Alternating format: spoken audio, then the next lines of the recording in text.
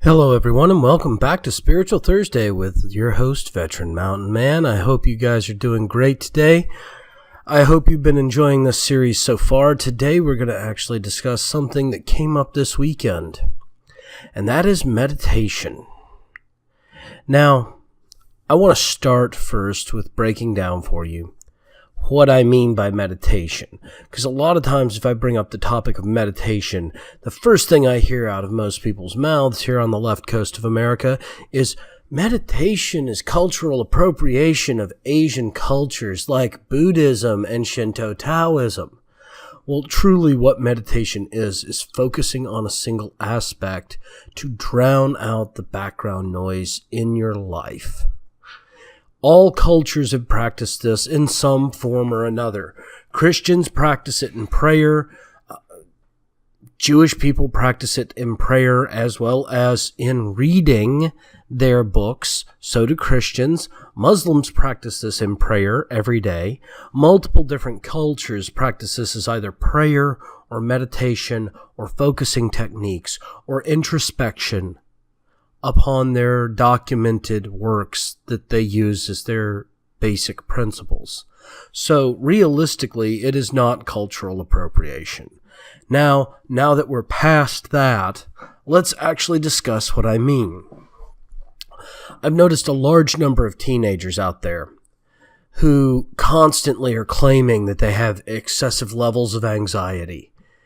And I've also noticed that many of them have several aspects in common. One of them being a lack of ability to focus on things and drown out the other aspects of life. These kids can't actually hyper-focus, and they're not being taught it. And I don't know where this teaching is being failed to be brought forward, but I've noticed that it causes extreme amounts of anxiety. And this is where the idea of teenage angst and childhood angst come from. And there's a reason that this is a cultural type stereotype in the United States and even to a lesser extent in Canada.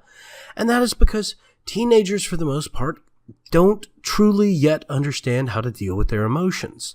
But one tool in the pagan's arsenal that we can all teach our kids is basic meditation techniques. Clearing your mind, thinking upon a specific task, ignoring everything else.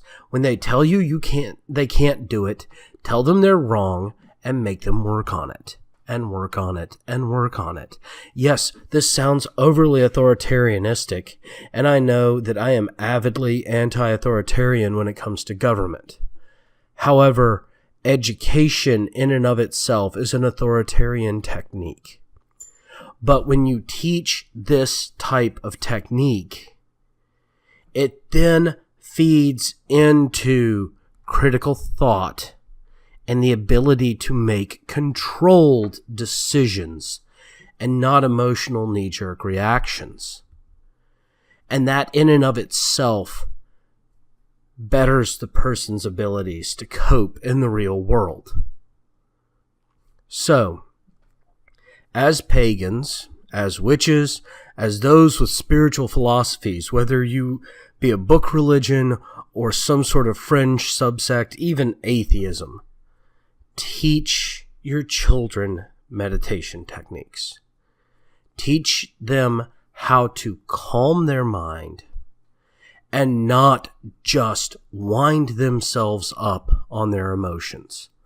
Because when you allow them to allow their emotions to run unchecked, they think that they have to make all their decisions based on their emotions.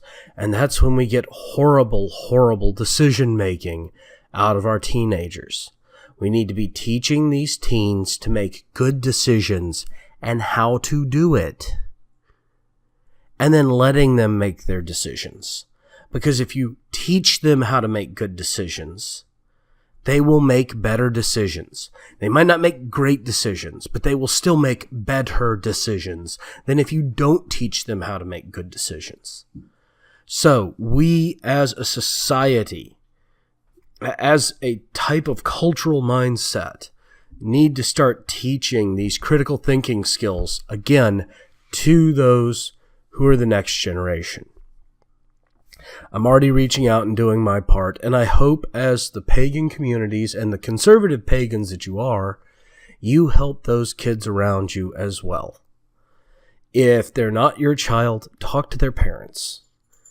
If the parents don't know how to, offer to teach their kid.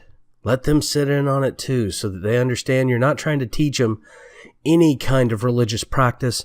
You're teaching them how to calm themselves, how to think for themselves, how to not let emotions get in the way of a decision. I'm not saying tell them not to feel emotions. Emotions are important. They are. They tell us when we've done something wrong. They tell us when we've done something right. They allow us to feel elation and guilt for negative actions that we've taken. They have meaning. However, if we run our lives by just emotion, we easily ruin our lives. Well, I want to thank you all again for joining me. Please, if you're on YouTube, like and subscribe. If you're on VidMe, please go ahead and upvote and follow. If you want to leave a comment below, feel free to do so. If you'd rather catch me on Minds.com or Patreon, the links are down below. If you're on Unapologetic Pagan, which is where I primarily broadcast this every week, please go ahead and leave a comment down below here.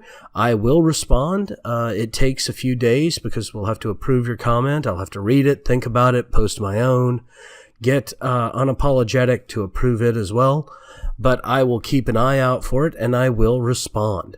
Thank you all again, and have yourselves a beautiful Spiritual Thursday.